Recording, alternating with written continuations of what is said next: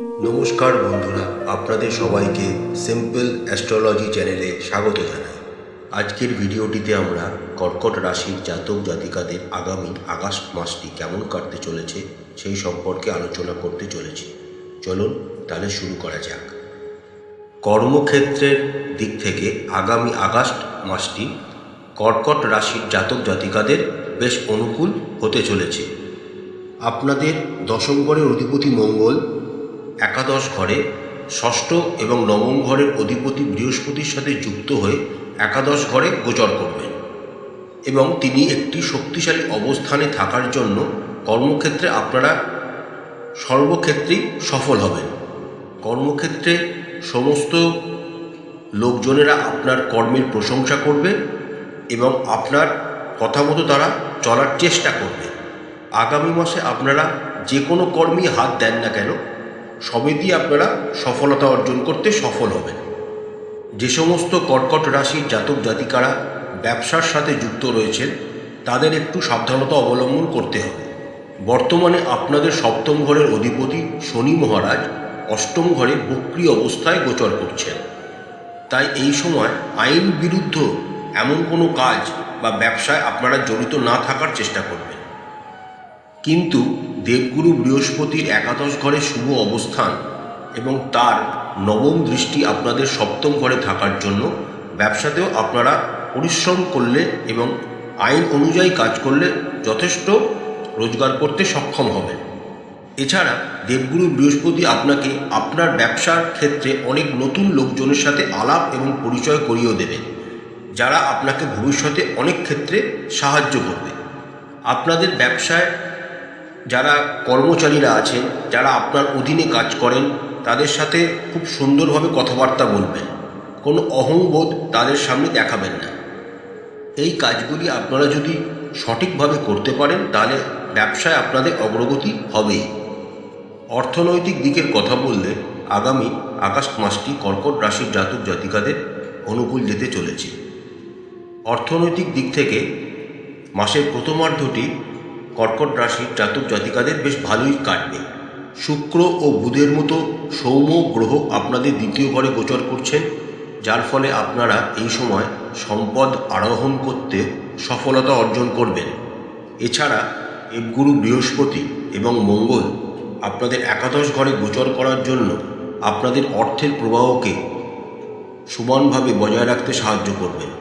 এর ফলে আপনাদের সঞ্চয় বৃদ্ধি হবে, ব্যাংক ব্যালেন্সে অনেকটাই অগ্রগতি আপনারা দেখতে পাবেন। তবে শনি মহারাজ আপনাদের অষ্টম ঘরে বক্রী অবস্থায় গোচর করছেন, তাই এই সময় আপনাদেরকে কিছু অবাঞ্ছিত ভ্রমণের কারণে অর্থ ব্যয় হতে পারে এবং পারিবারিক কোনো লোকজনের স্বাস্থ্যের অবনতি হতে পারে এবং তাদের জন্য অর্থ ব্যয় আপনাদের হতে পারে। কিন্তু আপনাদের আয় ভাগ্য সুন্দর থাকার কারণে এই ব্যয়গুলো আপনারা বুঝতে পারবেন না। মাসের শেষার্ধে যখন মঙ্গল আপনাদের দ্বাদশ ঘরে গোচর করে যাবেন তখন আপনাদের ভ্রমণ বাড়বে, তার জন্য আপনাদের ব্যয়ও বাড়বে এবং কিছু অবাঞ্ছিত ব্যয় আপনাদের জীবনে আসতে পারে। তবে 15ই আগস্টের পর যখন রবি আপনাদের দ্বিতীয় ঘরে সক্ষেত্রস্থ অবস্থায় গোচর শুরু করবেন তখন আপনারা সরকারি ক্ষেত্র থেকে কোনো অনুদান বা লাভ পেতে পারেন। স্বাস্থ্যের দিক থেকে আগামী আগস্ট মাসটি আপনাদের অনুকূলভাবেই কাটবে। তবে শনি মহারাজ যেহেতু আপনাদের অষ্টম ঘরে বক্রী অবস্থায় গোচর করছেন, তাই আপনারা যদি একটু অসাবধানতাও নিজের শরীরের প্রতি দেখান তার জন্য আপনাদের ফল ভোগ করতে হবে। এই অসাবধানতার জন্য আপনারা এই সময় এমন কোনো রোগ আপনাদের শরীরে সৃষ্টি হতে পারে যা দীর্ঘমেয়াদী হবে এবং যার থেকে নিস্তার পাওয়া খুব একটা সহজ হবে না। তাই অবশ্যই আগামী আগস্ট মাসটি নিজের শরীর সম্পর্কে, স্বাস্থ্য সম্পর্কে সচেতনতা আপনাদের অবলম্বন করতে হবে। যে সমস্ত কর্কট রাশির জাতক জাতিকারা প্রেমের সম্পর্কে আছেন তাদের জন্য মাসের শুরুটা দুর্দান্তভাবে হতে চলেছে।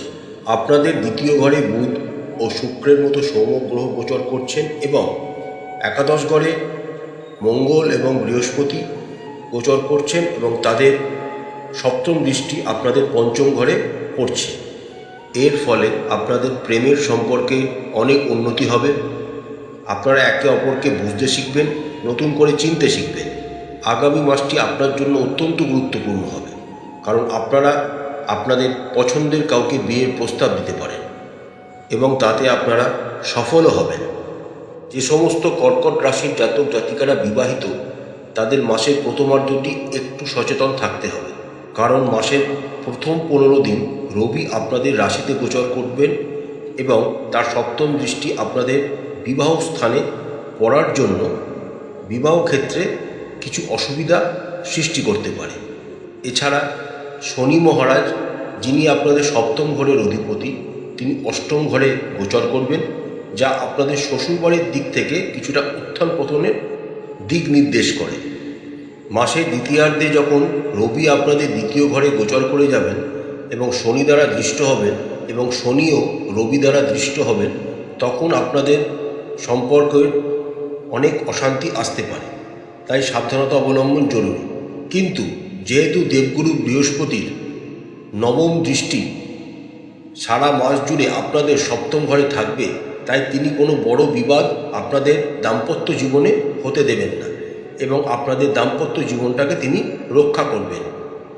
তবে আগামী আগস্ট মাসে আপনারা আপনাদের জীবন সঙ্গী বা জীবন সঙ্গিনীর স্বাস্থ্যের ওপর খেয়াল রাখবেন, কারণ তাদের স্বাস্থ্যের অবনতি হওয়ার যোগ দেখা যাচ্ছে। পরিবারের দিক থেকে আগামী আগস্ট মাসটি কর্কট রাশির জাতক জাতিকাদের মোটামুটি কাটতে চলেছে। আপনাদের দ্বিতীয় ঘরে বুধ ও শুক্রের মতো সুন্দর গ্রহ গোচর করার জন্য আপনাদের পারিবারিক পরিবেশ হালকা মেজাজের থাকবে এবং আপনাদের পরিবারে ভালোবাসায় পূর্ণতা পাবে। মঙ্গল গ্রহের চতুর্থ দৃষ্টি যেহেতু আপনাদের দ্বিতীয়ভাবে পড়বে, তাই পরিবারে টুকটাক খুঁটিনাটি সমস্যা হতে পারে। শনি মহারাজ অষ্টম ঘরে বক্রী অবস্থায় তার সপ্তম দৃষ্টি দ্বারা আপনাদের দ্বিতীয় ভাবকে দেখবেন, যার ফলে কিছু কটু কথাবার্তা বলার জন্য পারিবারিক পরিবেশ নষ্ট হতে পারে বা আপনার সাথে আপনাদের পরিবারের সম্পর্ক খারাপ হতে পারে। আপনাদের চতুর্থ ভাবের অধিপতি শুক্র মাসের শুরুতে দ্বিতীয় ঘরে গোচর করবেন, যার ফলে আপনাদের পরিবারের স্বাভাবিক পরিবেশ রাখার তিনি চেষ্টা করবেন। এছাড়া আপনাদের ভাই বোনের সাথে আপনাদের সম্পর্ক যথেষ্ট ভালো থাকবে, আপনারা একে অপরের পরিপূরক হয়ে উঠবেন। তবে নিজের ছোট ভাই বোনেদের কাজকর্মে বেশি বাধা প্রদান এই সময় করবেন না, নাহলে তাদের মনে আঘাত লাগতে পারে, তাদের আপনার প্রতি একটা অনীহা জন্মাতে পারে। প্রতিকার স্বরূপ কর্কট রাশি জাতক জাতিকারা রাশি অধিপতি চন্দ্রদেবের বীজ মন্ত্র প্রত্যেক দিন 108 বার করে জপ করবেন। প্রতিদিন শিব এবং মা পার্বতীকে একসাথে পূজা করবেন। যদি সম্ভব হয় পিঁপড়েকে ময়দাতে চিনি মিশিয়ে গুলি করে খাওয়াবেন এবং কোনো পুকুরে গিয়ে মাছকে খাবার প্রদান করবেন এবং প্রত্যেক শনিবার এবং মঙ্গলবার শ্রী বজরং বাণ পাঠ করবেন। আশা করছি বন্ধুরা, কর্কট রাশির জাতক জাতিকাদের আগামী আগস্ট মাসটি খুব ভালো কাটবে। মা তারা আপনাদের সবাইকার মঙ্গল করুন। আমাদের চ্যানেলটি ভালো লাগলে লাইক করবেন, শেয়ার করবেন, সাবস্ক্রাইব করবেন। নমস্কার।